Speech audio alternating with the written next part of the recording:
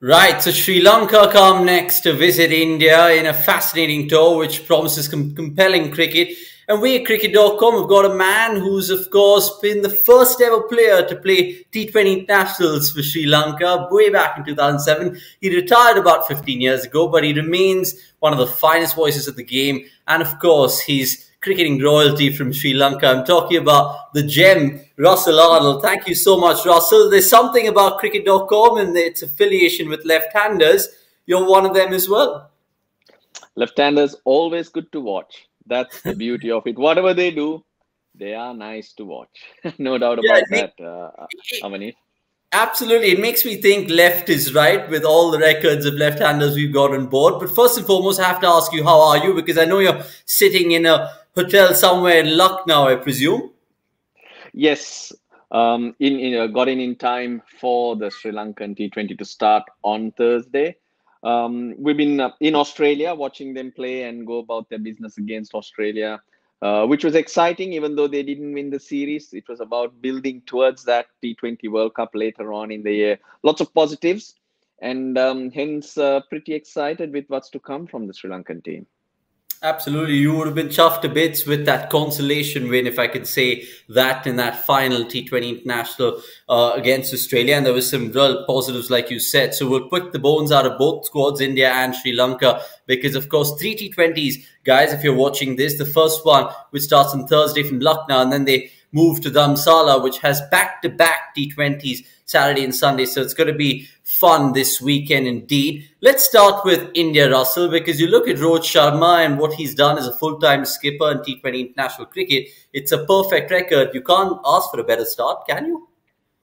No, you can't. And it can't get any better, you'd have to think, because when you've won Yeah. everything, that's 100% record. Any slip up, it just eats into it. But Rohit Sharma, he is solid up there. And that's why India have now gone to him from all three formats.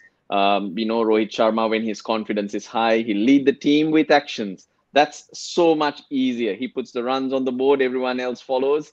That's an easy mantra to have, and one of those unusually pleasing on the eye right-handers, if I may say. Yeah, absolutely. I mean, it's very rare that the left-handers appreciate the right-handers. But jokes apart, though, the proof's in the pudding with Rohit Sharma. It was always inevitable that he would get the T20 international skipper, and he's now become all formats as well. Let's talk about the other guys who returned to this India squad right now. I'm seeing some familiar names, exciting names. Bumrah is back as vice captain. Jadeja, the man, returns, who of course adds that immense balance. And not to forget Sanju Samson as well. Let's start with Ravindra Jadeja. Like, how important is he a cog in this Indian wheel going into that World Cup especially? Well, he adds a lot in the field with the ball in hand and now with the bat. His international numbers are not as good as his domestic numbers, but he's of late, he's been improving. His strike rate's increasing and his game is developing. So that's a great sign for India. And what a player like that does is he'll add balance, as you mentioned. He'll come in and maybe even slot at number 6, which allows you to play frontline bowlers towards the back end of your innings. Maybe play that extra seamer if you need, because you've got to remember you're not playing in the subcontinent where your usual bowlers are going to shine. You're going to have to be very clever in how you pick which bowlers are going to be effective when you're playing down in Australia. So that is very, very important that Jadeja creeps in, which allows you to have an attacking bowling lineup to put the opposition under pressure. In Australia, yes, the pitches have more pace, have more bounce, but they're still flat tracks. So if batsmen do get in, they can take you apart. So you're going to need your variations, and you're going to have an attacking mindset, because if you don't pick up wickets, you will go for the distance. Yeah, I mean, I can't agree with you more. Now, talking about the batsmen of India then, because we saw a little bit, of course, in that West Indies series where there were a couple of positives, of course, with regards to the middle order. We saw Surya Kumar come to the party, not to forget the new boys in Venkatesh Iyer and, of course, Pant, who played the first 2 T20 internationals. I want to ask you a little bit about the bowlers, though, because there was Avesh Khan, who you've seen well in the IPL. There's Harshal Patel. Bumrah, we all know, will be a definite starter. If you had to pick 3 seamers right now, Russ, and I want you to adorn the Indian selector's hat right now, who would they be? Because you know Australia has fast and bouncy wickets, so 3 is a given, I'm assuming? Geez, that really is a headache or a good headache to have as Good a headache. selector. Yeah, because what India are doing right now, if you looked at the games, you mentioned names coming back. They're building depth Yeah. and the quality as that. So those players who have been shining over the last year are now getting opportunities at various stages. Now I am including the batsmen and spinners into this discussion as well. So right now, if you're picking, of course, Bumrah's there. I would be tempted to look at Shardul Thakur and Deepak Chahar as the leading three seamers. They pick up wickets. They got the experience, and I will go with that. I'm not saying the others are out of the equation. There's plenty of opportunity to come. There's still a long way to go to October. There'll be plenty of T20s in between and the all important IPL to show that you're consistent and put your hands up for that for those places. But what India are doing with building depth is for any unforeseen eventualities that can come to pass. With COVID, you're traveling with bigger squads. Injuries can come in, but you want to have like for like replacements. And when you have players pushing the others or the established players, the standard can only go up because if someone's on my or I'm having to look over my shoulder, I'm gonna have to lift my game up. There's no room for complacency. That means you're always performing at a higher standard. So it's all good. Hard to pick the names right now. Even the likes of Harshal Patel will be in the frame because once if the pitches, if they are flatter, the changes of pace, the variations are the ones that will get through. So everyone's got their hand out. But if you're asking for me for that answer right now, this is what I'll have to give you. Yeah, and that's food for thought, really. I mean, given the fact that the strength and depth is obvious in terms of Indian cricket, but those bowlers, like you mentioned there, any of them could get into the starting lineup. Before we move on to Sri Lanka, I just want to, of course, pinpoint a problem with India's batters because, look, I mean, we saw it against the West Indies. And Russ, I'll put up these numbers if you can see them on your screen. This basically is the struggles against spin against the West Indies. It's chalk and cheese in terms of the numbers versus pace and spin. The strike rate is, of course, 178 to 118. The average also, I mean, it's not even half against spin. And both balls per boundary and balls per wicket, I mean, they kind of paint you a vivid picture. How do India address these issues? Because I know spin won't be playing that much of a role in Australia, but still T20 international cricket, you'll have to find a way against spin, especially against Sri Lanka right here, right now. Yeah, so we're talking two different games, and these numbers are a worry because no disrespect to the West Indies, but there aren't many frontline spinners going around in that team. They are good, but you would come across other teams who have much more quality in terms of their spinners on show. I wouldn't totally agree that spin will not play a part in Australia because looking at the series just now, how Zampa, Aga went about their business, those middle overs were crucial. The field is spread, and it does cause problems. Now, two questions you asked me here: how would Sri Lanka cope with it, and also going down to Australia? By that time, I think the rust will be out of the wheels, and India will be back to their best because one of the better teams in playing spin. Right, Yeah. this probably is a bit of a hiccup in my opinion. How India have gone about it, they will be a lot better, and the flair will come out. The T20 World Cup, the previous one, they would have learned their lessons of carrying the weight of expectations and how to adjust to that. So you'd expect them to be a lot more of a threat. Now, come Australia, I'll initially go there, bigger outfields. So it's not all about boundary hitting. You're going to have to work the gaps and milk the spinners more often than not. That's how you score your runs. Not as many boundaries are hit out there compared to grounds in the subcontinent. And I think the wrist work of the Indians will be crucial, and they will dominate spin out there. But come the Sri Lankans in this series, it will be a test. I would like to think if with Hasaranga and Mahesh Theekshana there, the variations and the quality is there to worry the Indian batsmen. But I'm not sure whether Hasaranga will be available for the first couple of games. He was diagnosed or rather came up positive with COVID on the 15th. So the requirement is 7 days isolation. So he was still in Canberra. That's the 22nd, that's 7 days. So him getting across and being ready for the game is still up in the air. But not playing spin well. Talking in general terms, Avanish, I think it's a case of batsmen nowadays not reading the ball out of the hand. They're more intent on playing it off the pitch. The quicker spinners who are now around, more like a Zampa, a Rashid Khan, you're getting a lot of them, getting a little bit of turn, causing more problems because they're not giving the batsman any time to read it off the pitch. Because there's a bit of premeditation involved in looking to play your shots. The natural reaction is slightly out of the game. I reckon that's why spinners are tending to dominate, especially the wrist spinners who have more variety. Yeah, I mean, some valuable insights that you mentioned there, Russ. Just ask Ravi Bishnoi, who's taken like a duck to water in terms of T20 international cricket. We mentioned Zampa and Rashid there. I think Bishnoi is in that same bracket. Now, it's evident that Sri Lanka will have to, of course, rely on spin. You mentioned Noah Saranga for the couple of first games, but he had exceptional numbers against India the last time they met each other in that ODI series, I think. Picked up 10 wickets. And then Mahesh Theekshana, like you mentioned, having an economy of under 7 against Australia in the series speaks volumes of Sri Lanka spinners. We always know that. I mean, that's no old secret. Let's move on to the men from the Evanil Island then, because look, you look at their last series against Australia. Did you get a feeling that their batsmen were slightly timid? Because the numbers say so as well. Their strike rate altogether was just 118 in the series. Can you point a finger as to why? Yeah, the batting definitely did let them down. There were a couple of games where they made mistakes, elementary mistakes. Yes, your stroke play is different.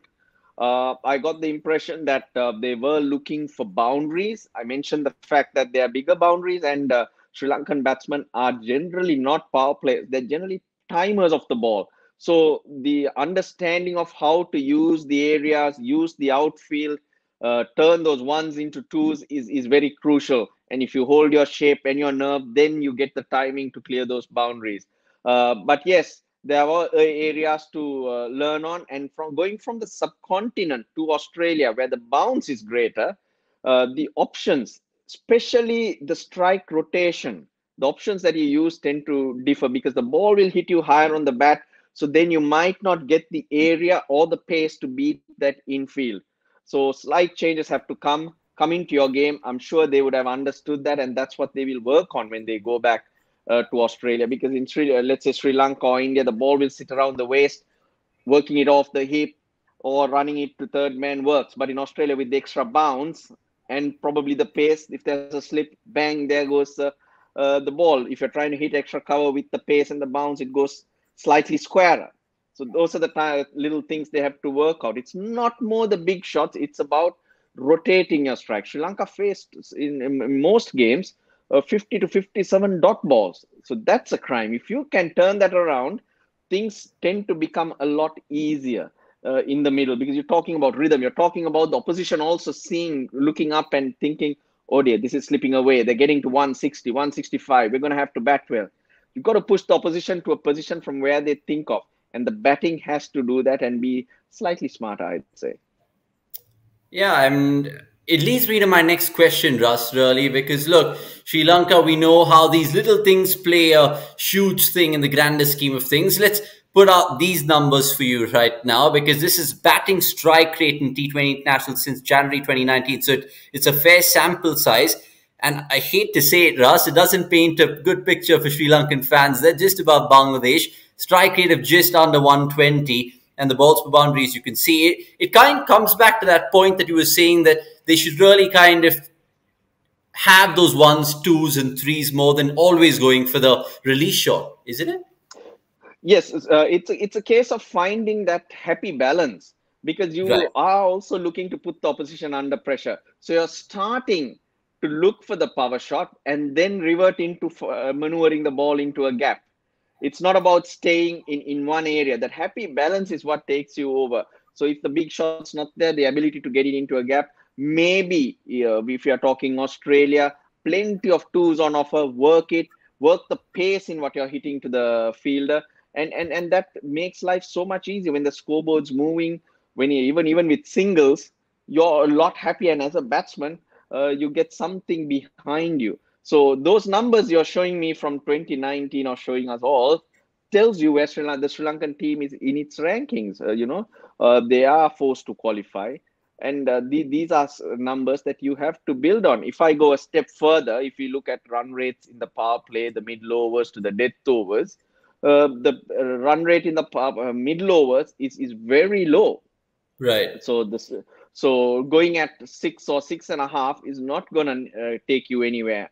So you need to show some intent, keep your wickets in hand so that the last 5 overs can be capitalized on, rather than having the bowlers in. Sometimes we talk about not having power hitters in the death overs, but the fact is your batsmen are out. So you can't expect the same result from the bowlers. So it's a matter of being clever and playing to your strength. A West Indian has the power. He'll go out and he'll play dot balls, but he'll catch up with a couple of sixes. A Sri Lankan batsman's totally different. Yeah. So you have to make your strength work for yourself. Yeah, I mean, most of them are nudgers and nurdlers, but nevertheless, fantastic timers at the cricket ball.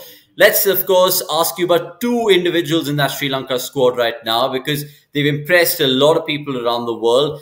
Now, the first one is Bhanuka Rajapaksa, because, of course, the exclusion of him on fitness grounds. Will Sri Lanka miss his presence? Because he was such a key part of them doing well in the World Cup last year. And then the second man that I want to ask you about is Chamakha Karunaratne, because, look, I have an impression that he's getting wasted down the order in T20 internationals. Correct me if I'm wrong, because he just faced, 23 odd balls in that Australia series, Russ? Yes. So initially, I'll touch on Chamakha Karunaratne. I don't think he can bat any higher. Looking at the Sri Lankan batting order and the balance they have, if they get to the latter overs with 2-3 down, maybe he can move up the order. But in Australia, he did struggle a bit with the ball being bowled shorter and dug in more around chest height. He did struggle to get it away. There was one game where he did give a good finish. So there are areas that he needs to work on. So playing in Australia to hitting the ball around in the subcontinent is slightly different. But Chamakha Karunaratne, I believe, will be an integral part, just like as being an all-rounder who bowls seamers. He can bowl at the death and hit the ball well. Will be ideal for Sri Lanka at 7 or 8 in finishing an innings. Yes, Bhanuka Rajapaksa is a player I've always liked. I've been very disappointed for the fact that he's 30 and still not really taken control of his international career. As an under-19 cricketer, he was spotted when many thought this guy is like Arjuna Ranatunga, he's going to be very special. But it's been really slow for him. But I don't think he can blame anyone either. The consistency in terms of runs, even in domestic cricket and setting it alight, has not happened from his part. Lately, he's been in the team. I thought he was impressive after he was moved down the order during the World Cup. But since then, I think even he even has to look to improve his game, improve himself.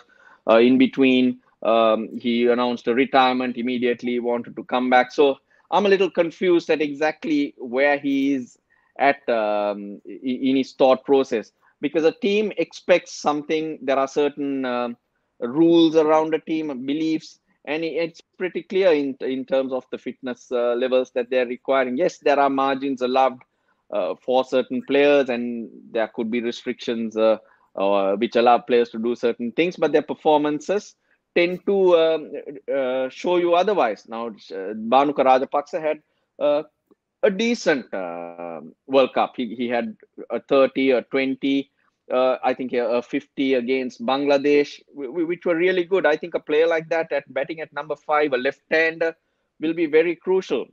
But a little disappointed in where the situation is at. I believe he's been left out because his skin folds have not come anywhere near where the benchmark has been set for Sri Lankans, and that's the way it is. Lots of teams have their benchmarks that you're supposed to hit, and it's one of those instances where I believe Sri Lanka have looked to maintain a certain standard for all the players to fall under. Yeah, let's see how that story unfolds in due course of time, of course. But Russ, finally, just to finish this preview, I want to ask you the predictions, because look, it's going to be Lucknow and Dharamsala. Before your predictions, which venue do you think will suit Sri Lanka better? And then you can let us know about your predictions. whether it's with your heart or whether it's with your head, you can be biased in this one, Russ. Yeah, you mentioned the Sri Lanka threat is the spin. It's not so at the moment. I think Sri Lanka got a good bowling attack. Dushmantha Chameera, along with Lahiru Kumara, they're quick, can bowl well in the 140s. The variations are there. Chameera is one who holds his nerve. They can ruffle any batting order. Lahiru Kumara has certain areas to improve, and if they, as a unit, those four and Chamika Karunaratne chipping in, they will be a threat. So I think as a bowling unit, Sri Lanka will like any venue. They got a balanced attack. Even Dharamsala a little bit cooler. If the ball's moving around, they will be a handful, but they need runs to work with. You can't give them 130, 140 and expect them to bowl sides out. No, that's not going to happen. You're going to have to give them a chance. You're going to have to give them a margin for error as well. So if the batting can get you up to 155, 160, I think these guys will be a threat. I'll go with 2-1 for Sri Lanka. You can have the first, second, or third, but only one.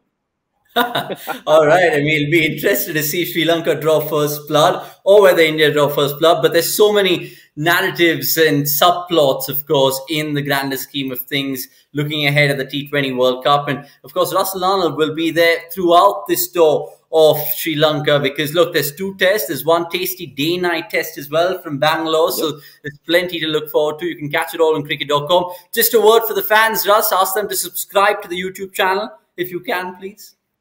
Yes, cricket.com. Well, that's where you can catch all the news and expert views, and some interesting ones at that. So do subscribe to cricket.com. Said like a true pro. Russ, it's been absolute fun. Enjoy some good dinner in the Lucknow hotel, because the cuisine there I've heard is good. But you said earlier that health-wise you're taking it easy. Nevertheless, great smiles and great chat as ever. Cheers, man. Cheers. Take care.